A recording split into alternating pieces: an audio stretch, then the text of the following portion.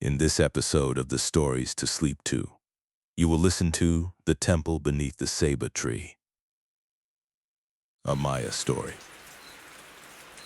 Station 1, The Traveler. At the roots of the world tree. The traveler reached the clearing as the day released its final warmth back into the soil. He did not arrive with urgency, nor did he pause to mark the moment. The forest had already accepted his presence long before his feet crossed the invisible threshold where the path softened and dissolved into leaf litter and fine dust. Here, movement slowed naturally, not because of fatigue, but because the land itself seemed to request it. At the center of the clearing stood the Ceiba tree. It rose with a steadiness that did not suggest effort. Its trunk was broad, pale where light still touched it, darker where shadow had begun its quiet layering. The surface of the bark carried shallow ridges and smooth plains shaped by years of rain, wind, and the passing of countless seasons. Buttress roots extended outward from the base, wide and grounded, forming natural arches that pressed into the earth before disappearing beneath it.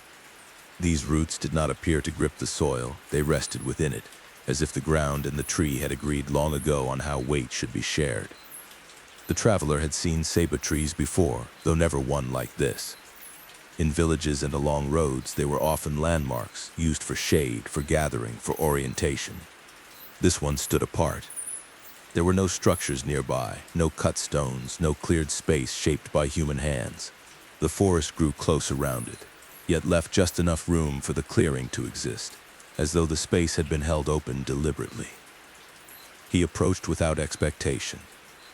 His pack rested lightly on his shoulders, carrying only what was needed for travel, nothing more. The journey had already extended longer than he had planned, though planning felt less relevant now. Distances had blurred. The rhythm of walking, resting, and listening had replaced any sense of destination. When he reached the base of the Ceiba, he lowered himself onto one of the roots. The surface was cool beneath his palm, smoother than he expected, worn by weather and time rather than touch. He leaned back, allowing his spine to settle into the gentle curve where root met trunk. The position felt natural, as if the tree had shaped itself to accommodate rest. Above him, the canopy broke the sky into fragments. Leaves overlapped and parted, allowing bands of fading light to filter through. The color of the air shifted gradually, from the warm gold of late afternoon into softer hues of blue and gray. The traveler watched without tracking the change. It unfolded at its own pace, indifferent to observation. The forest sounds reorganized themselves as evening deepened. Insects began their layered calls, some sharp and rhythmic, others low and continuous. Birds settled into quieter movements, wings folding, bodies adjusting along branches. The air cooled slightly, carrying the scent of damp earth, sap, and decaying leaves. The traveler loosened the straps of his pack and set it beside him.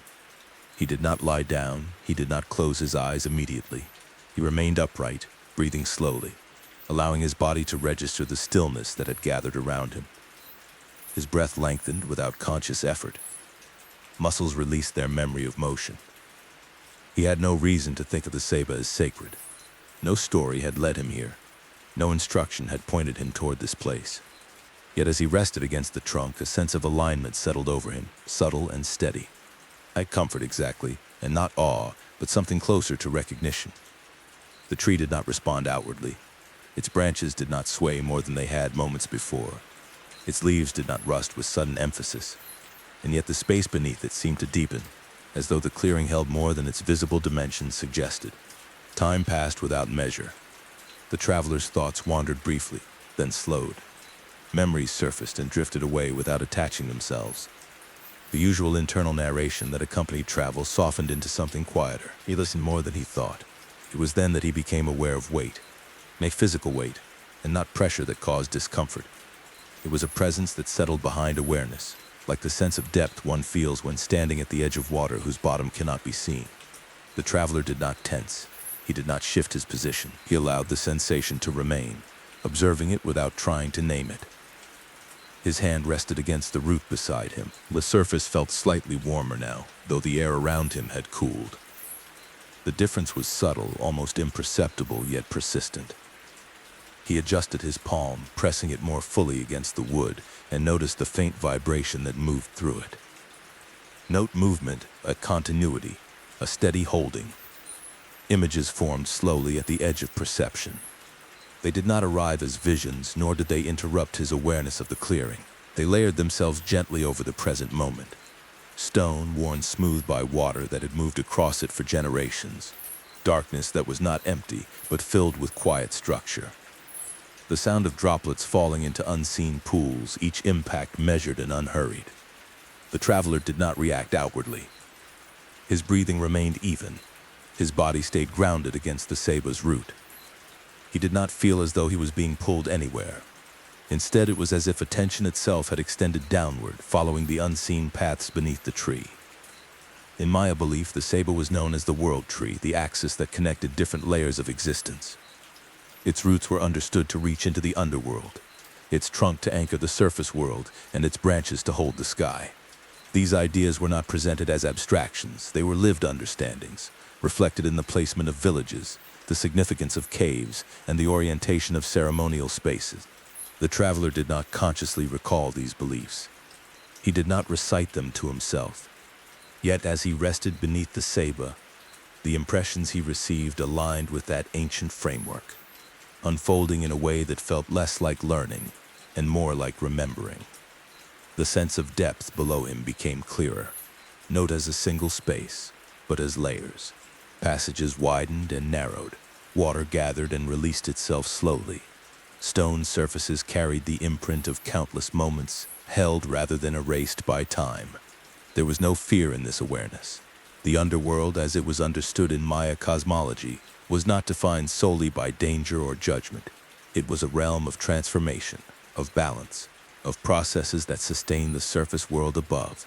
It was entered through caves and openings in the land, places where the earth revealed its interior willingly. The Ceiba's roots, thick and far-reaching, were among these connections.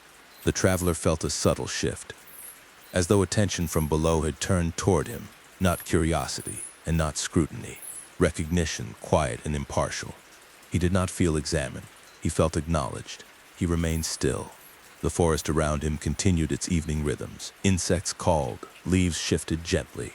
The sky dimmed another degree, stars beginning to assert themselves through the thinning light. All of this continued unchanged, and yet the traveler was aware that the clearing now held multiple layers of presence simultaneously. He adjusted his posture slightly, allowing his back to rest more fully against the trunk. The Ceiba's surface supported him without hardness, firm yet accommodating. His breathing matched the slow cadence of the impressions rising from below. More images surfaced. A hand placed against stone at the mouth of a cave, breath drawn carefully as if marking a transition. A sense of crossing not into danger, but into depth. These impressions did not resolve into narrative. There were no faces, no names, no spoken words. They existed as fragments of experience, shared without explanation. The traveler did not attempt to assemble them into a story. He allowed them to pass through awareness, leaving only their texture behind. The Ceiba did not act as a voice. It did not translate, it connected. The traveler understood this without thinking it. The tree was not communicating in the way people communicated. It was holding pathways open, allowing different layers of the world to remain in quiet relation. As darkness settled more fully, the clearing took on a different quality. The edges softened, the contrast between shadow and form deepened. The traveler's senses adjusted, attuning themselves to subtler variations of sound and temperature. He became aware of the surface world again, not as a return, but as an expansion. The memory of villages surfaced briefly. Paths winding between fields, the scent of cooking fires at dusk. Voices carried on the air, not in words, but in cadence. These impressions were not specific to any one place or time. They reflected patterns of life repeated across generation. The Ceiba stood within it as a marker, as shelter, as connection. The traveler did not know how long he remained like this. Time did not present itself as a sequence. It folded inward, shaped by breath and listening rather than by measure. Eventually, his eyes closed, not in sleep, and not in withdrawal, but in deeper attention. The forest accepted this as well. Above, branches held the darkening sky. Below, roots extended into unseen depths. Between them, the traveler rested, supported by the quiet architecture of a world that did not require his understanding to remain whole. The Ceiba remained steady. The listening had only begun.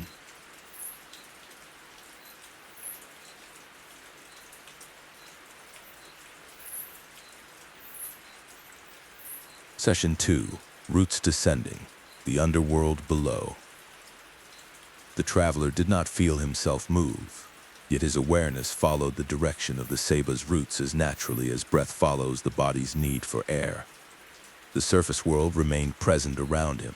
Insects continued their steady calls. The night air cooled gradually against his skin. But beneath this familiar layer, another depth revealed itself, slow and unforced. The impressions that rose from below were not sudden. They gathered in stages, like water seeping into stone over long periods of time. At first, there was only coolness, a temperature distinct from the evening air. It carried the memory of places untouched by sunlight, spaces where warmth arrived only by way of the earth itself. Stone formed the foundation of this awareness. Not rough stone, fractured by violence or haste, but surfaces worn smooth by patience. Limestone shaped by centuries of contact with moving water. Walls that narrowed and widened without intention, creating passages that guided movement through subtle constraint rather than force. These were not imagined corridors. They were impressions drawn from a worldview in which the land beneath the feet was alive with form and process. In Maya cosmology, the underworld was understood as a layered domain connected to the surface through caves, cenotes, and fissures in the earth. These openings were not considered accidental. They were recognized as thresholds, places where different states of existence touched and overlapped. Water often marked these places, collecting in darkness and reflecting not the sky, but depth itself. As the traveler rested beneath the Ceiba, his awareness followed the tree's roots downward, aligning with this understand. The roots did not descend in straight lines. They curved, branched, and disappeared into spaces shaped long before the tree itself had grown. In this way, the Ceiba did not create connection. It occupied it. The presence below was quiet but not empty. Water moved slowly there. Droplets formed, gathered weight, and released themselves into unseen pools. Each sound carried a sense of measure, not counted in moments, but in continuation. The air was dense with moisture, holding scent and sound close, rather than allowing them to disperse. The traveler sensed motion without direction. Not travel and not pursuit. Activity that belonged to place rather than to individuals. In Maya belief, the underworld was not populated solely by figures or beings that mirrored human form.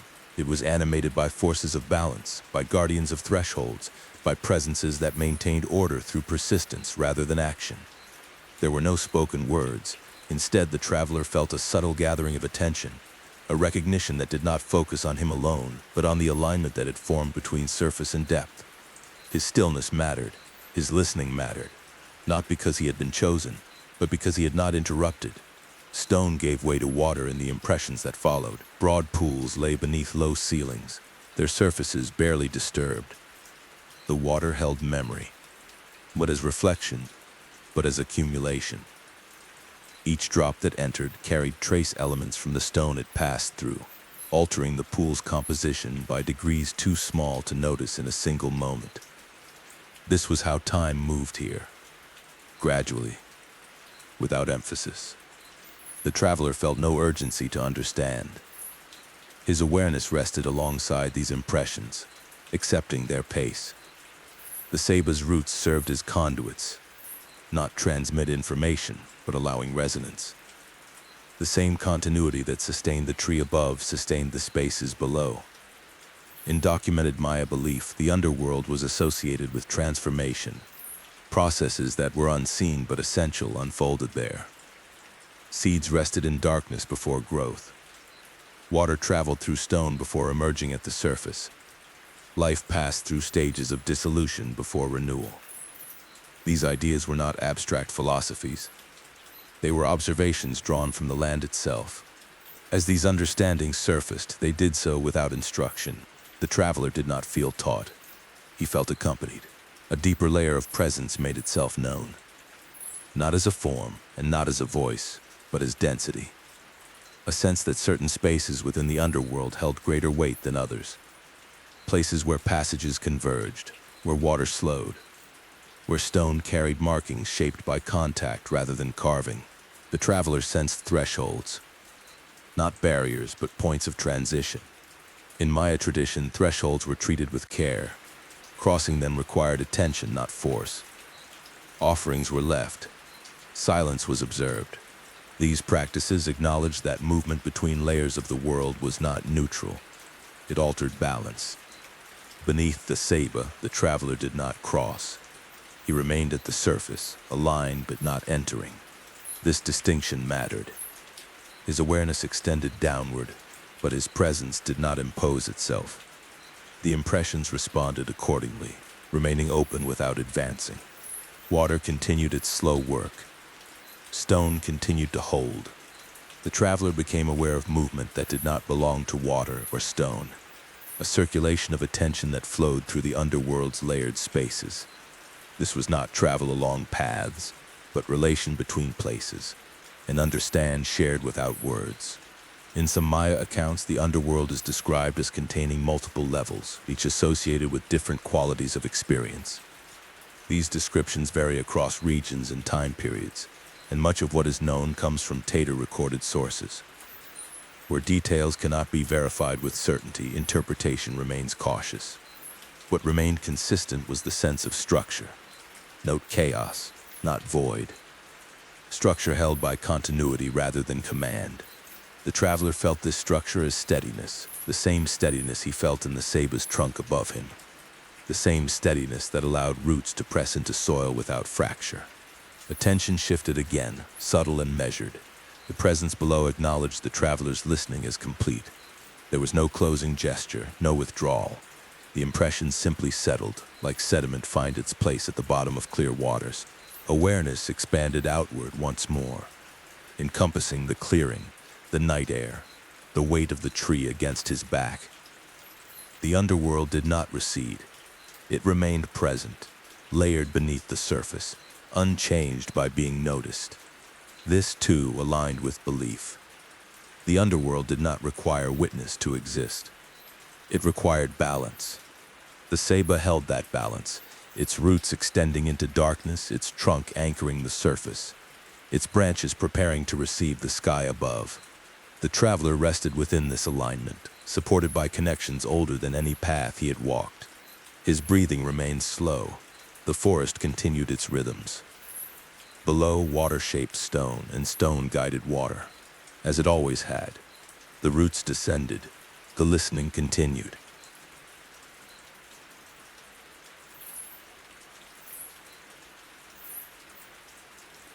Session 3, the surface world. Held between awareness did not return upward as a reversal of descent. It expanded instead, widening gently until the traveler sensed the fullness of the surface world again, held between the depth below and the height above. The Ceiba remained steady at the center of this awareness, its trunk neither boundary nor barrier, but presence. The night had settled more fully now. The forest around the clearing carried itself differently in darkness, not quieter, but more deliberate. Sounds arrived with clearer edges. Insects continued their layered rhythms, each call occupying its own space. Leaves shifted as small animals moved through the undergrowth, their passage marked by soft disturbances rather than sudden noise. The traveler's breathing aligned with these rhythms. He felt the ground beneath him, compacted by time and moisture, firm without hardness. The root against his back held its curve without pressing.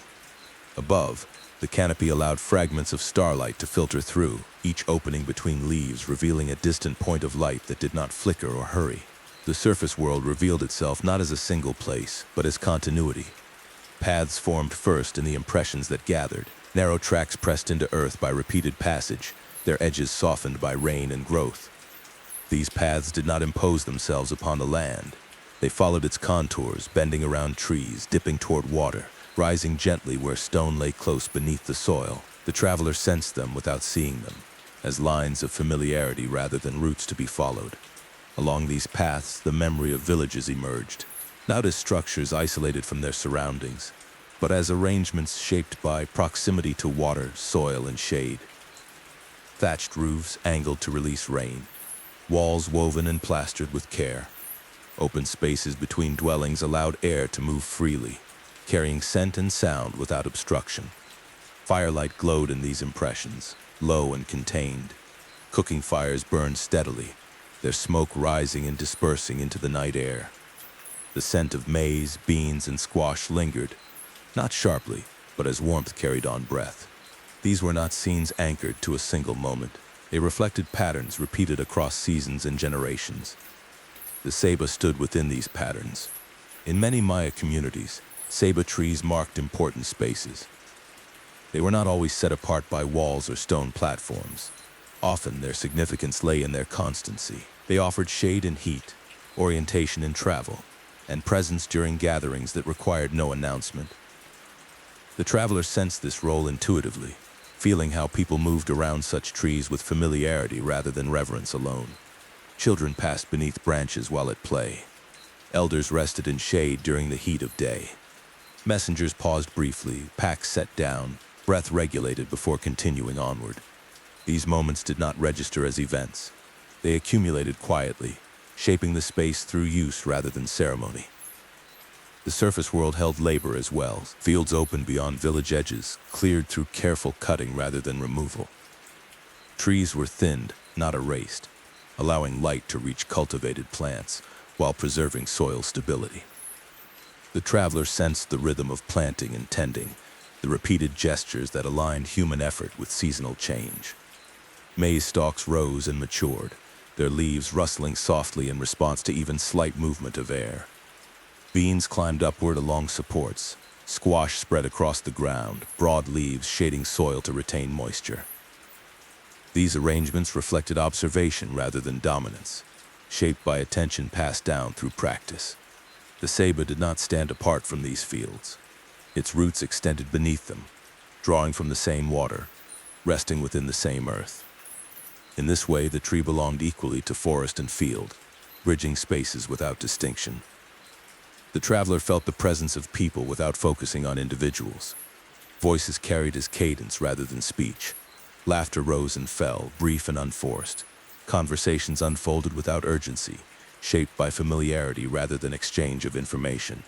This was the surface world as held in Maya understand, not separate from what lay below, not detached from what rose above, but sustained through relationship. The traveler sensed moments of transition marked by care. Offerings placed at the base of trees, words spoken quietly before entering caves or approaching water sources, gestures that acknowledged the land's responsiveness without demanding it. In documented belief, the surface world was not considered the primary layer of existence. It was one among several defined not by centrality, but by its role in balance. Human life unfolded here, but it did so within larger cycles governed by forces that extended beyond immediate perception. The Ceiba embodied this understand physically. Its trunk rose through the surface world without breaking it. Its bark bore the marks of weather and time, scars that did not weaken it, but recorded continuity. The traveler rested against this trunk, feeling its solidity as reassurance rather than protection. The surface world did not need defending. It required alignment. Night deepened further. Stars grew more numerous as the sky clarified. The clearing held its shape, edges defined by shadow and the subtle glow of reflected light. The traveler remained still, awareness broad and unforced.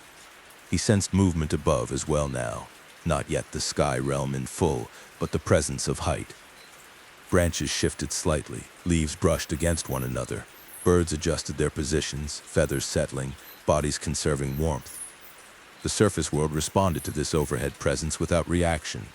It existed in relation rather than response, shaped by forces that did not compete. The traveler understood, without articulation, that this middle layer was sustained by listening as much as by action. Human activity, animal movement, plant growth, and the steadiness of stone contributed to balance when they proceeded without excess. The Ceiba stood as witness to this balance, night judging, height directing, simply holding. As the traveler remained beneath it, the impressions of villages, fields, and paths did not intensify. They settled, becoming part of the broader awareness that now included depth below and height above. The surface world did not assert itself. It remained present through continuity. The traveler's breathing slowed further, matching the quiet persistence of the land around him. He felt no urge to move, no need to mark time. The clearing existed complete as it was. Between roots and branches, between darkness and starlight, the surface world rested. The listening continued.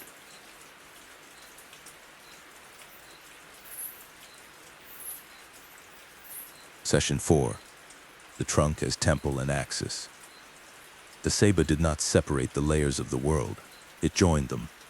As the traveler rested against the trunk, awareness gathered around the tree itself, not as an object to be examined, but as a presence that held alignment through its very form. The Ceiba rose from the earth without haste, its mass distributed in a way that suggested balance rather than strain. The trunk widened at the base, narrowing gradually as it climbed, supporting branches that spread outward and upward with deliberate spacing. The surface of the bark revealed subtle variation. Pale gray shifted into warmer tones where the wood had been touched repeatedly by light and air. Shallow grooves traced paths down the trunk, formed by rainwater that followed the same routes season after season. Insects moved along these grooves with familiarity, their small bodies navigating terrain shaped long before they arrived. In Maya understand, a temple did not require walls to contain sacredness. Certain forms by their nature gathered meaning through use, placement, and continuity. The Ceiba's trunk functioned in this way. It did not enclose space, it oriented it. The traveler sensed how attention moved along the trunk, upward and downward, without obstruction. There was no point at which connection halted. The Ceiba did not mark thresholds through separation, it marked them through transition. Sap moved within the tree, unseen yet constant, drawn upward from roots that pressed into darkness and moisture. It carried nutrients gathered from soil and stone. This movement was slow, governed by cycles of pressure and release rather than by force. The traveler felt this circulation as steadiness, a process that did not demand awareness to continue. Insects rested within shallow hollows in the bark. Some emerged briefly, then returned. Others traveled the length of the trunk, their paths overlapping without conflict. Each movement contributed to the tree's broader life without altering its form. Birds shifted among the lower branches, settling their weight carefully. Feathers brushed leaves and bark, leaving no trace once they moved on. The trunk held all of this activity without response. It did not react, it sustained. The traveler became aware of how often such trees were used as points of gathering. In villages, people met beneath them to rest, to speak, to wait. These interactions did not transform the tree into a monument. They acknowledged what was already present. In this way, the Ceiba functioned as a temple not through ceremony, but through availability. The trunk's height mattered. It rose visibly from the ground, offering a clear line of orientation between what lay below and what extended above. This vertical presence reflected a worldview in which existence was structured along layers, each influencing the others through contact rather than dominance. The traveler sensed that attention flowed more easily here. Thoughts settled quickly, breath aligned with slower rhythms. The Ceiba did not instruct this stillness. Its form encouraged it. The bark carried marks of time, scars where branches had once grown, slight indentations where growth had adjusted to changing conditions. None of these disrupted the trunk's integrity. They recorded adaptation rather than damage. In Maya cosmology, adaptation was not viewed as deviation. It was understood as necessary response to shifting balance. The Ceiba embodied this principle physically, altering its growth while maintaining alignment. The traveler rested his hand against the trunk, feeling its firmness without rigidity. The contact did not convey message or intent. It conveyed presence. He sensed that the trunk served as passage not because it moved, but because it allowed movement around it. Energy, attention, and life flowed along its length without obstruction. This openness defined its sacred quality more than any symbolic interpretation. Night deepened further. The contrast between bark and shadow softened. The trunk remained visible, its pale surface catching faint light from stars filtered through leaves above. The traveler felt the alignment between layers strengthen, not as intensity, but as clarity. The underworld below, the surface world around, and the sky beginning to assert itself above all held relation through the Ceiba's steady form. The tree did not stand at the center because it demanded attention. It stood at the center because it allowed connection. As awareness lingered along the trunk, the traveler sensed movement upward becoming more pronounced. The presence of height grew clearer. Air shifted gently around branches. The space above the clearing opened further as darkness settled completely. The Ceiba prepared to receive the sky. The listening continued.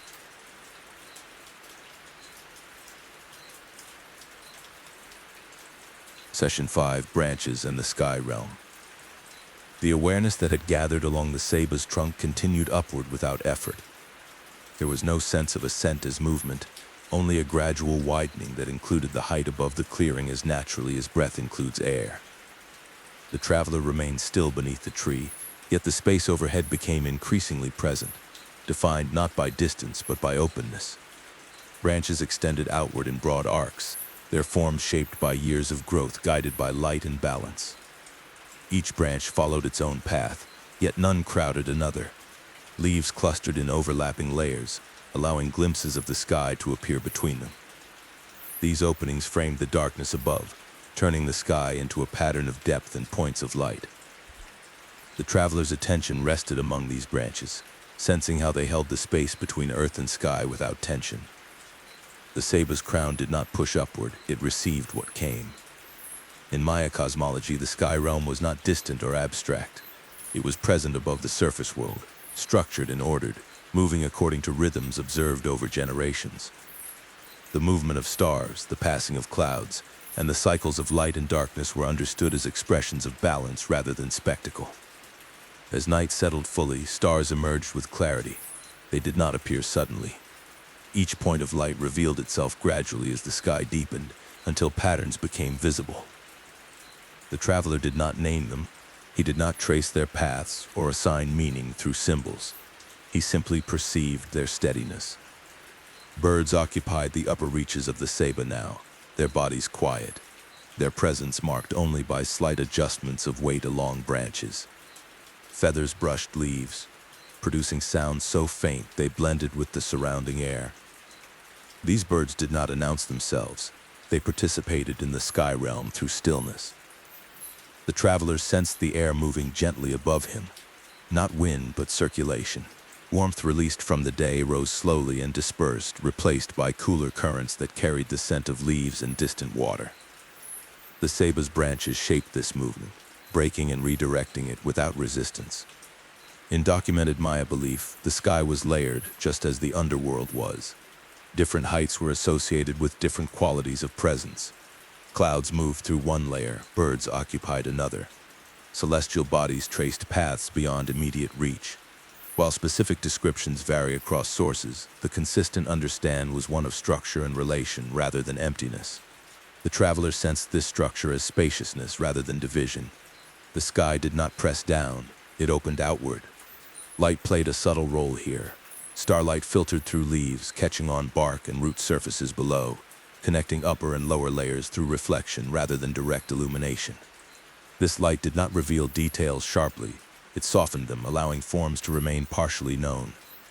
The Ceiba's crown held this light without altering it. Leaves absorbed and released it gently, creating shifting patterns across the clearing.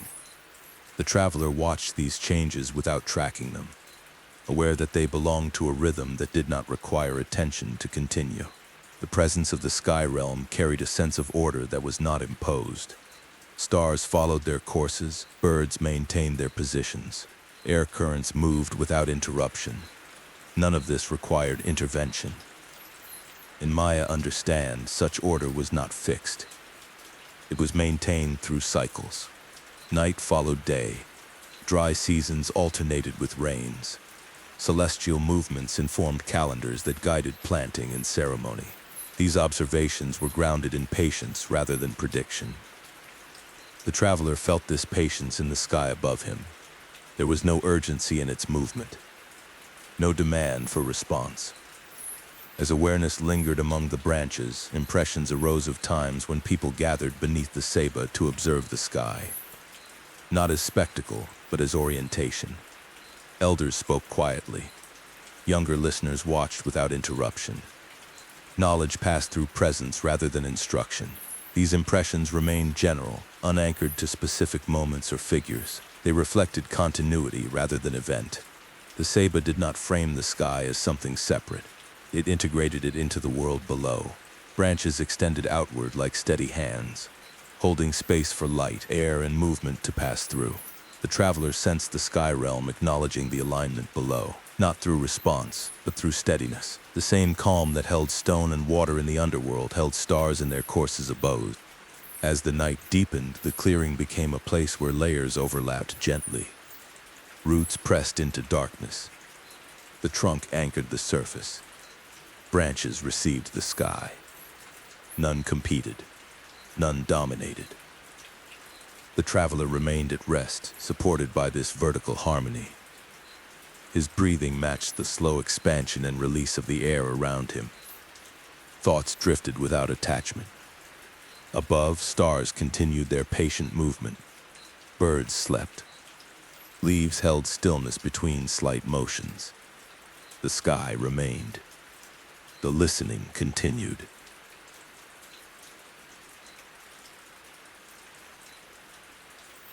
Section 6. Spirits who speak without voices. The alignment of roots, trunk, and branches did not culminate in revelation. It settled instead into a steady presence, as if the layers of the world, once acknowledged, no longer required explanation. The traveler remained beneath the Ceiba, his body at rest, his awareness open without reaching. It was within this quiet balance that other presences became perceptible. They did not arrive as figures, they did not announce themselves. They did not step forward from the edges of the clearing or descend from the branches above. They were already there. The traveler sensed them first as changes in texture. The air near the base of the trunk felt denser, holding warmth longer than the surrounding night. The ground beneath his feet carried a subtle firmness, as though weight had been redistributed without movement. These shifts were slight, easy to overlook, yet consistent once noticed.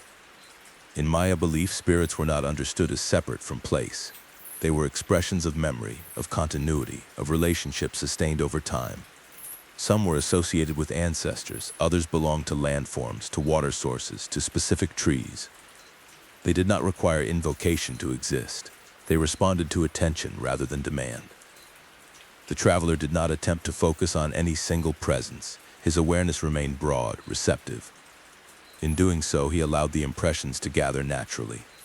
Temperature shifted again, briefly cooler, then returning to equilibrium. The scent of the air deepened, carrying notes of damp earth and sap more clearly. These sensations did not form messages. They formed context. The spirits communicated through continuity rather than interruption. A memory surfaced that did not belong to the traveler.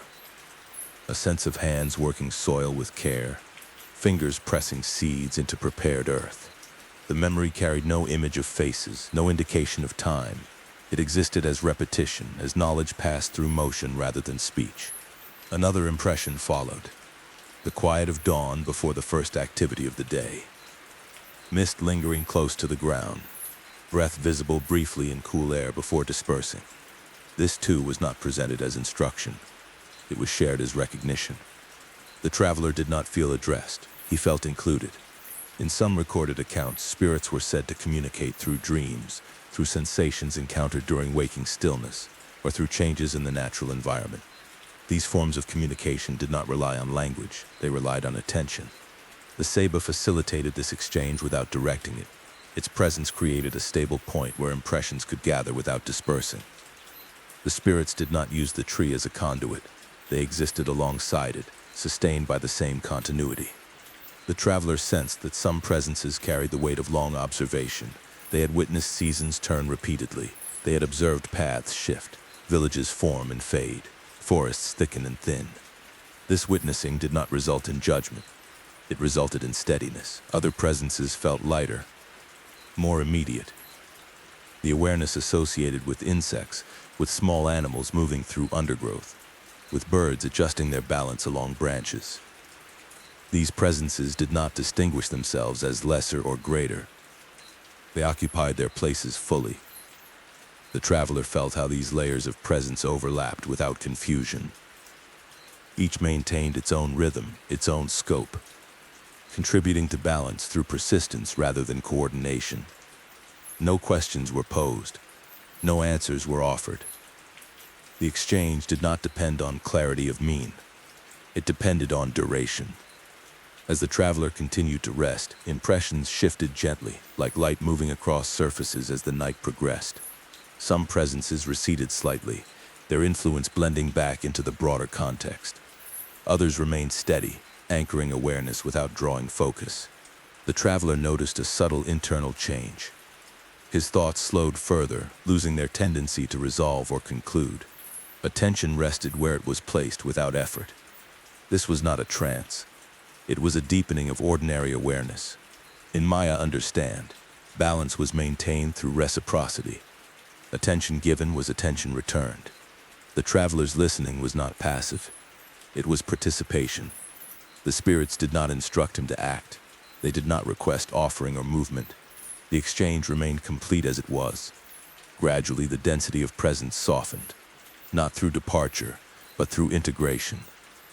The sensations that had marked distinct presences blended back into the night air, the ground, the tree itself. The Ceiba remained steady, its form unchanged. The clearing returned to its earlier quiet, though the traveler sensed that nothing had been removed. What remained was alignment. The listening continued.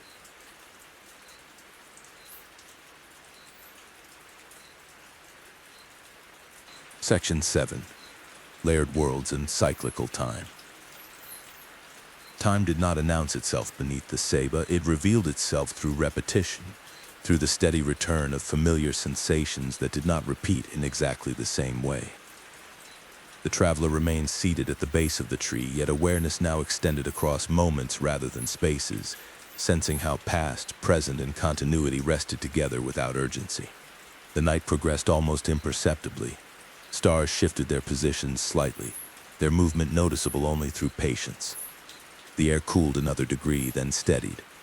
Insects adjusted their rhythms, some calls falling silent while others emerged to take their place. None of these changes marked a boundary, they blended. In Maya understand, time was not conceived as a straight path moving away from a beginning toward an end. It was experienced as layered and cyclical, shaped by recurring patterns observed in the sky, the seasons, and human activity. Days followed nights, rains followed dry periods, and generations followed one another, each cycle reinforcing continuity rather than replacing what came before. The traveler sensed this structure as presence rather than sequence. Moments did not pass, they settled. Images arose without separation. A dawn long past merged with the quiet of the present night. Fields prepared for planting overlapped with memories of harvest. The sensation of hands lifting maize from drying racks existed alongside the scent of damp leaves after rain. These impressions did not belong to a single time. They belonged to repetition. The Ceiba embodied this cyclical awareness physically. Its growth rings marked years without numbering them. Each season added material without erasing what lay beneath. The tree did not discard its earlier form, it incorporated it. The traveler rested against the trunk, feeling this accumulation as solidity. Time did not weaken the tree, it deepened it. In recorded Maya calendars, cycles were tracked with precision, yet the purpose of this tracking was alignment rather than control. Calendars guided planting, ritual observance, and communal organization by reflecting natural rhythms. They did not impose time upon the world, they responded to it. The traveler did not think of numbers or divisions, he sensed alignment instead. His breathing matched the slow cadence of the night. His awareness moved without resistance between impressions of different moments, finding no need to distinguish one from another. The underworld below remained present, its slow processes continuing without interruption. The surface world rested, villages quiet, fields still. Above, stars followed paths set long before the traveler arrived. These layers did not wait their turn. They existed simultaneously. In this simultaneity, the traveler felt the absence of urgency. There was no moment he needed to reach, no insight that demanded completion. Understanding arrived through duration rather than revelation. The spirits encountered earlier did not reappear as distinct presences. Their influence persisted as atmosphere. Memory lingered in the clearing, held gently rather than asserted. The traveler sensed how human lives fit within these cycles. Individual moments mattered, yet they did not stand alone. Birth, labor, rest, and death were understood as movements within larger patterns, each necessary, none final.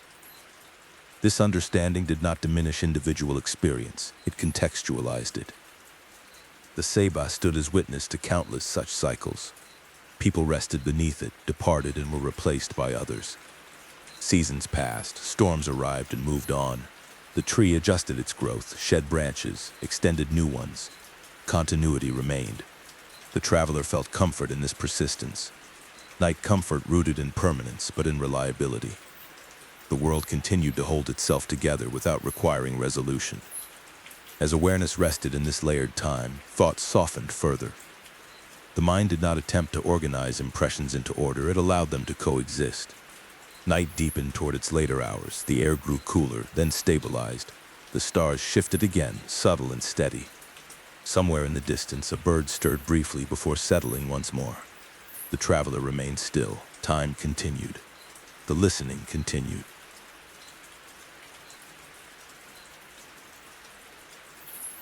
Session 8, The Dream That Teaches Without Words.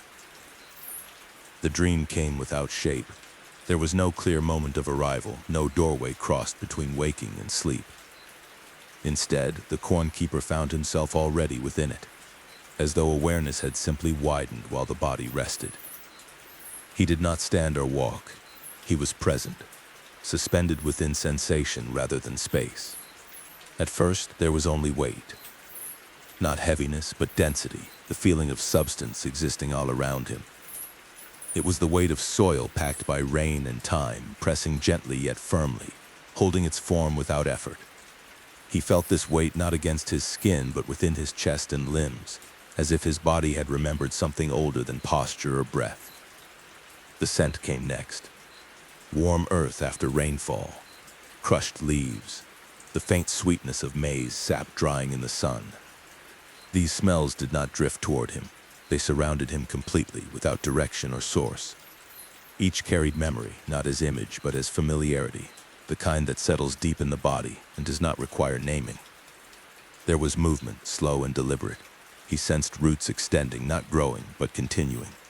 Fibers pressing gently into loosened soil, adjusting to resistance without force. This motion was not separate from him. It unfolded through him, as if his own breath followed the same quiet logic. There were no words, no voices rose from the field, no ancestors spoke, no guidance arrived in language or instruction. And yet, understand deepened. The cornkeeper became aware of balance as sensation. The precise amount of pressure required to hold form without breaking. The difference between strain and support.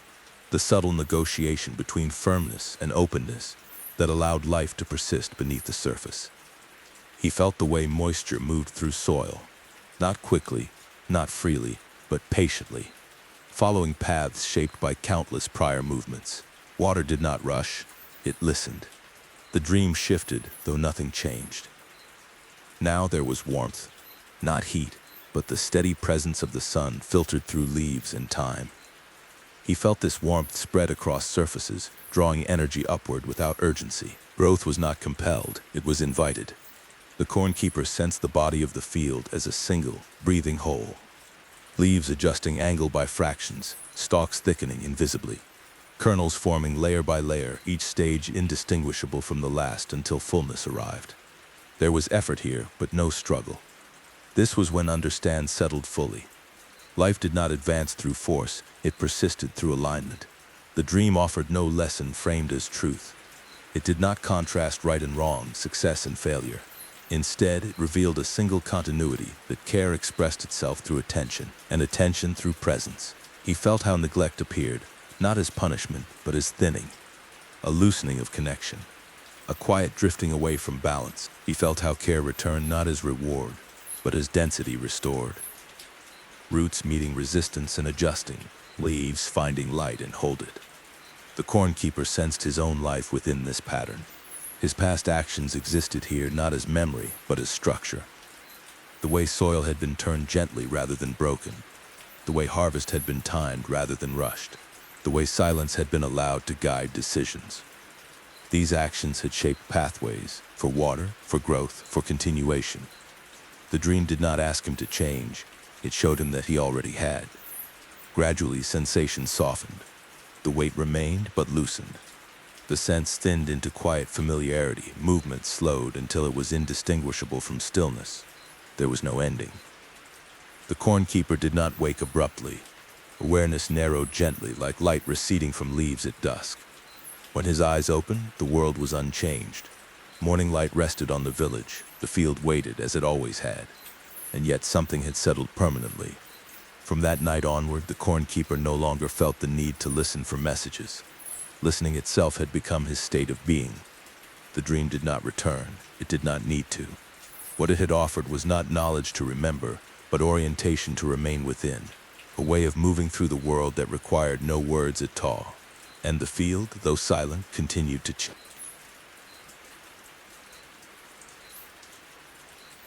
Session 9. The temple that remains when no one watches. The Ceiba did not depend on the traveler's presence to remain what it was.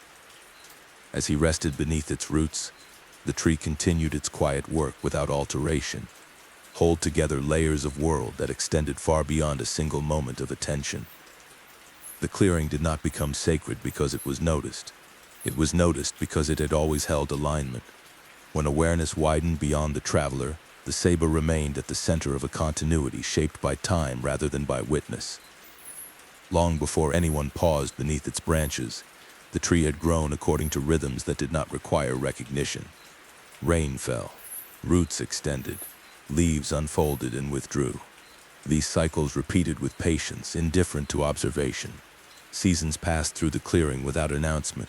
Periods of rain saturated the soil, swelling roots and deepening channels beneath the surface.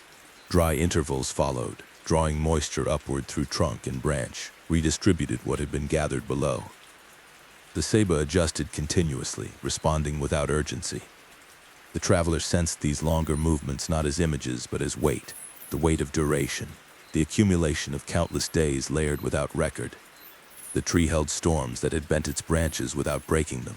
It held droughts that had slowed growth without halting it. Each response became part of its form. In Maya understand, sacred places did not lose that significance when left unattended. Their role was not dependent on ritual performing. Balance persisted through continuity, through the ongoing relationship between land, water, sky, and living beings. The Ceiba embodied this principle. People came and went beneath its canopy across generations. Some rested briefly in shade. Others gathered nearby to speak, to wait, to prepare for journeys that extended beyond the clearing. Children grew accustomed to its presence as a point of orientation, measuring distance and direction by its silhouette against the sky. There were times when no one came at taught.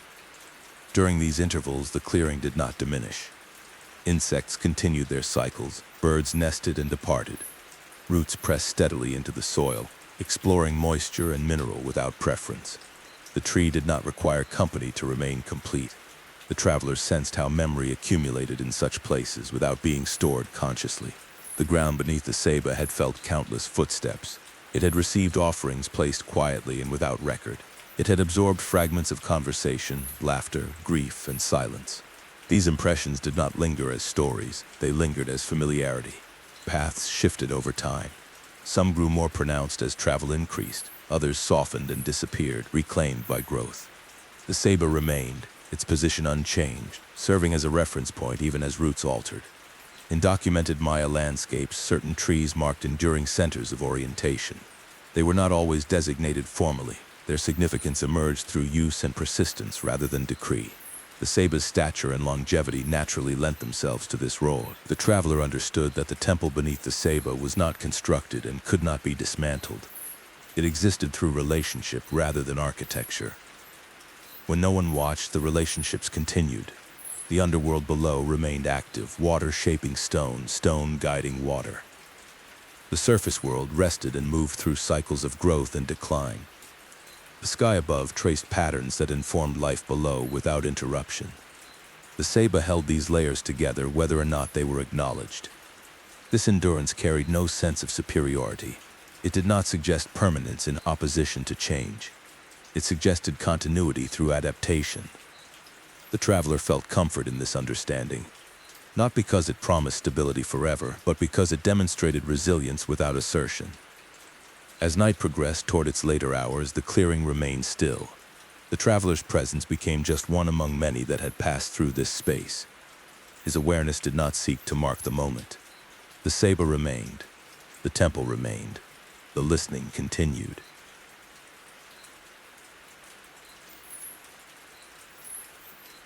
Session 10. Dawn and quiet return. The first change came not as light, but as temperature.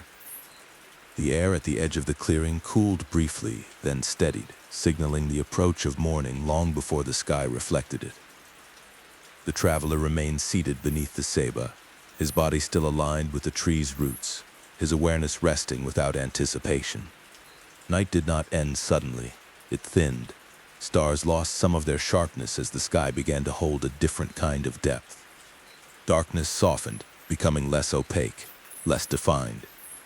The outlines of branches grew clearer, their forms separating gently from shadow without contrast or urgency. Birds stirred above.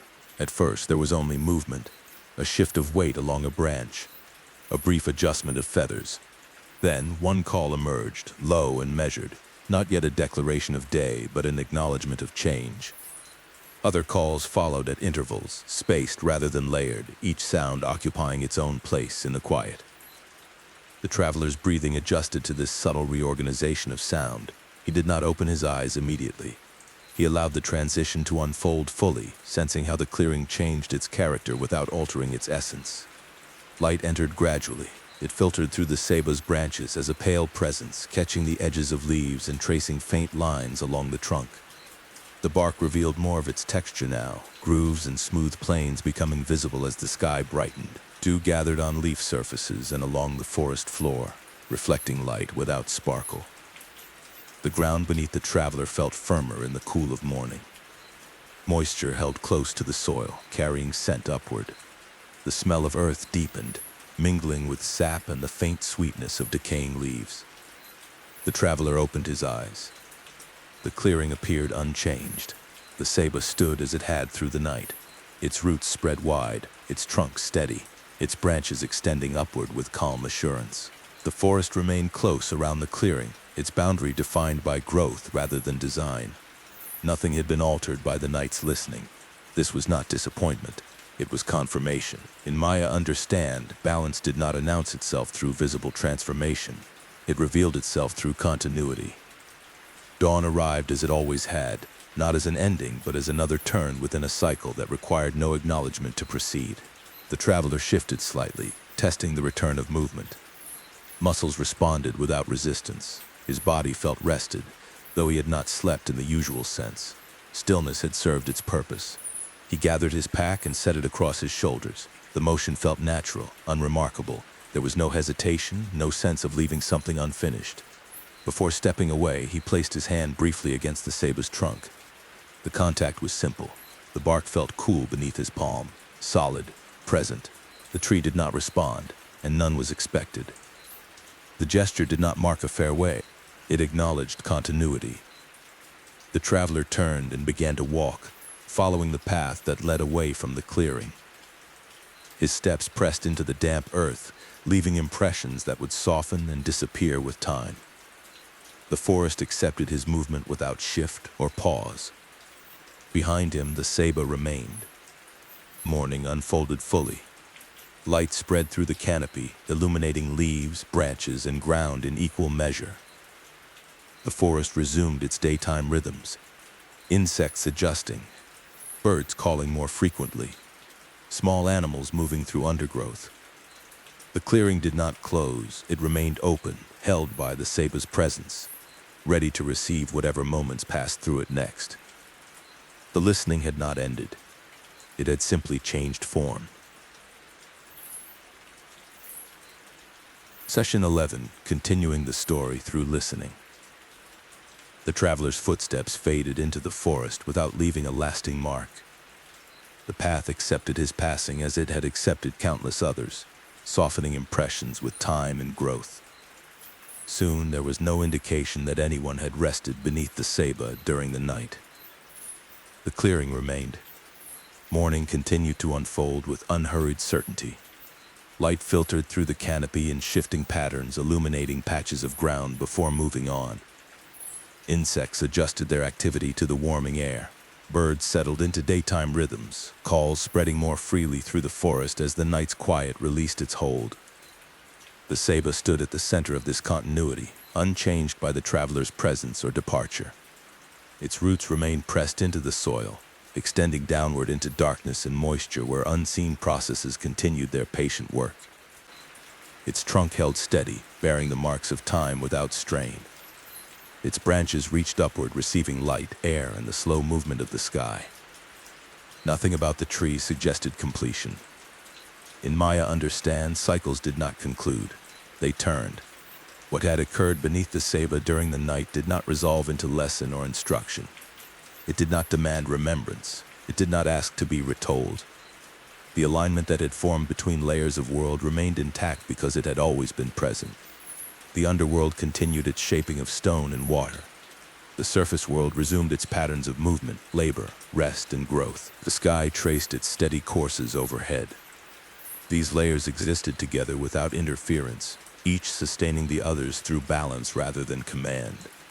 The Ceiba remained where these layers touched. For those who passed through the clearing teeter in the day, the tree offered shade and orientation, nothing more and nothing less. Some paused briefly, others continued without stopping. Children might rest in its shadow without awareness of its depth. Elders might acknowledge it quietly, guided by familiarity rather than ritual. The tree did not distinguish between these presences. It did not require recognition to remain what it was. The story beneath the Ceiba continued without narrative. It unfolded through weather, growth, decay, and renewal. Through seasons passing into one another without boundary. Through the steady accumulation of moments that did not need to be remembered to matter. Listening, in this sense, did not belong only to those who sat in stillness. It belonged to the land itself, to water moving through stone, to leaves adjusting to light, to roots extending toward moisture. Listening was how balance was maintained. Those who learned to listen did not gain authority. They gained alignment. As the day progressed, the clearing filled briefly with sound and motion, then emptied again. Shadows shifted, light moved. The Ceiba continued to hold its place without effort. And somewhere beyond the forest, others moved through their own cycles of waking and rest, of seeking and pausing, often without knowing what they listened for. The story did not end. It remained available.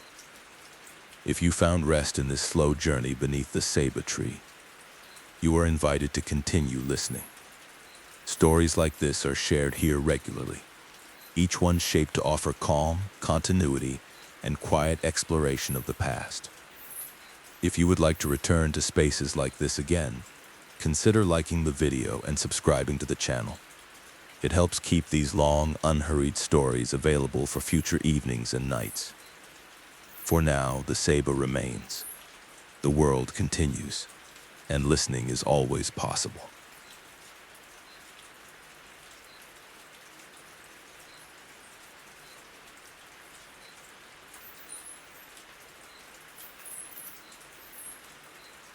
This is the end of the story. Up from here, I will continue with Jungle Rain. I hope you like the story. If you do so, please like and subscribe to my channel.